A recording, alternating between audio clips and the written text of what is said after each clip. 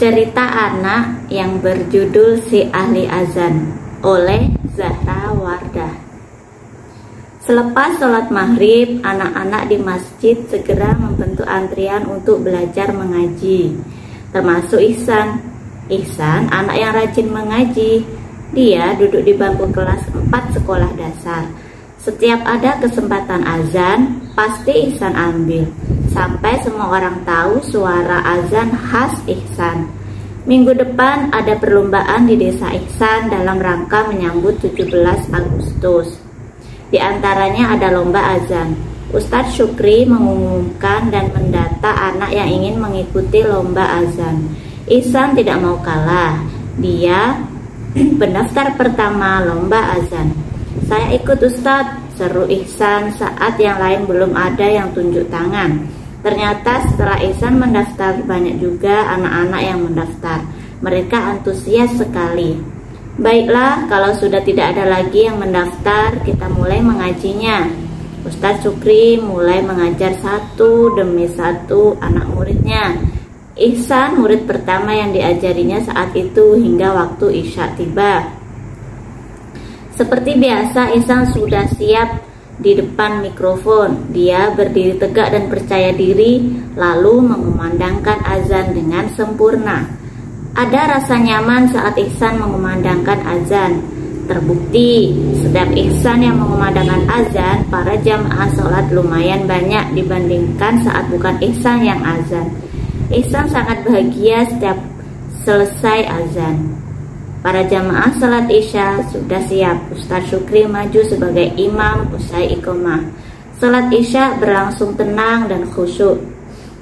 "Ya, apakah Ihsan besok boleh jadi imam seperti Ustadz Syukri?" tanya Ihsan kepada ayah saat beriringan pulang dari masjid. "Boleh dong, Ihsan mau jadi Pak Ustadz besok kalau sudah besar." "Iya ya," Ihsan menjawab dengan malu-malu. "Ayah doakan semoga tercapai ya." "Amin," ucap Ihsan dan ayah hampir bersamaan. Pulang sekolah, badan Ihsan demam, kepalanya pusing. Mungkin kebanyakan minum es kemarin saat cuaca panas sekali. "Assalamualaikum," Ihsan pulang. Ihsan masuk rumah dengan wajah lesu. "Waalaikumsalam." "Loh, Ihsan kenapa? Kok loyo pulang sekolah?" Ibu menghampiri Ihsan. Ihsan pun mencium tangan ibu. Ibu mengecek dahi Ihsan dengan telapak. "Ihsan sakit nak, panas begini badannya." "Ya sudah, ganti baju dulu lalu istirahat. Ibu ambilkan obat penurun panas dulu ya." Ibu tampak panik sekali. Beliau sedikit berlari mencari obat penurun panas. Dengan tenaga yang tersisa, Ihsan menuju kamarnya. Kepalanya makin pusing, jalannya sempoyongan. Belum sempat ganti baju, Ihsan langsung merebahkan diri di kasurnya. Tidak lama kemudian, ibu datang dengan semangkuk bubur ayam, segelas air putih hangat, dan obat penurun panas di nampan. "Ayo makan sedikit bubur ayamnya. Setelah itu baru minum sirupnya," ibu membujuk Ihsan. Ihsan pun mengubah posisi menjadi duduk di kasurnya. Lantas ibu menyuapi Ihsan dengan telaten. Baru 3 suap, Ihsan sudah tidak mau lagi. Ihsan tiba-tiba hendak muntah. Ibu dengan segera mengambil baskom supaya Ihsan bisa muntah di sana. Tepat saat ibu memberikan baskom itu, Ihsan mengeluarkan lagi yang baru saja dimakan. "Ya sudah, minum saja ini dulu, terus istirahat. Nanti sore ibu panggilkan Pak Mantri ya." "Kalau sekarang Pak Mantri belum pulang," kata ibu dengan wajah yang khawatir. Ihsan mengangguk, lalu kembali berbaring setelah minum obat penurun panas. Dia pun tertidur. Sore hari saat matahari mulai terbenam, Pak Mantri datang ke rumah Ihsan. Dia membawa tas dan stetoskopnya. "Halo Ihsan, apa yang kamu rasakan sekarang?" tanya Pak Mantri setelah bertemu Ihsan. "Pusing dan mual Pak," jawab Ihsan dengan nada yang lemah. "Oke, izin periksa dulu ya." Pak Mantri menggunakan stetoskopnya untuk mengecek denyut jantung Ihsan, lalu mengecek mulut dengan senternya. "Kemarin kamu makan apa? Coba ingat-ingat lagi. Atau tadi waktu di sekolah makan apa?"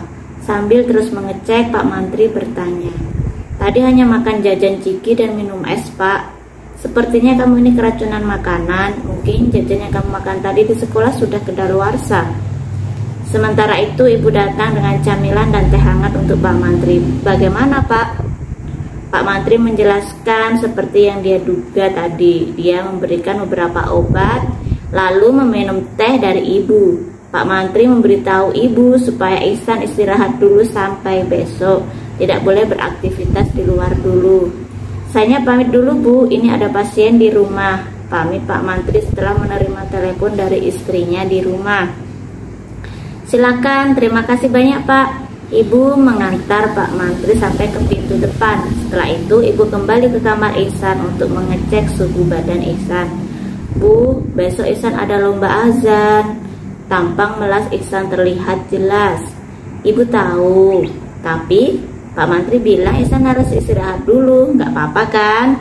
Sebenarnya Ihsan sangat ingin mengikuti lomba azan besok. Akan tetapi, apa boleh buat, dia belum boleh banyak bergerak. Dengan terpaksa, Ihsan pun absen dalam lomba azan tersebut.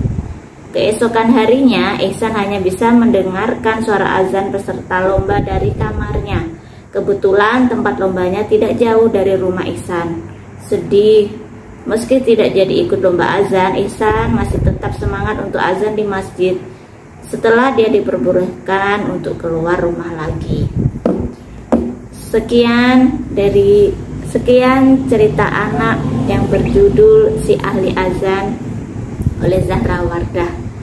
Jangan lupa subscribe, like, share, dan komen bagian mana yang menurut kalian paling menarik. Dan saya doakan semoga yang sudah subscribe, sudah like, sudah komen, sudah share, saya doakan bertambah rezekinya, sehat selalu dan sukses. Terima kasih. Assalamualaikum. Dadah.